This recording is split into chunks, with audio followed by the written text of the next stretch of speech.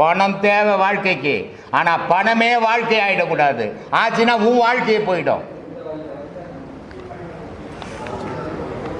பாரு யாரை பிடிச்சின்னு வந்த மகனை அலெக்சாண்டர்லாம் பிடிச்சின்னு வர வேண்டியதாக்குது பாரு.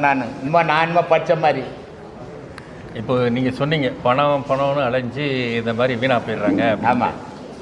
இந்த பணம் அப்படின்னு நினச்சிட்டு தாய் தந்தையை கூட கவனிக்க மாட்டேன்றாங்க நிறைய பேர். அவங்கள 100% பேர் கவனிக்கிறது இல்லை. அவங்கள திருத்தி அவங்கள கொண்டு வர்றதுக்கு ஐயா யாராலே முடியாது.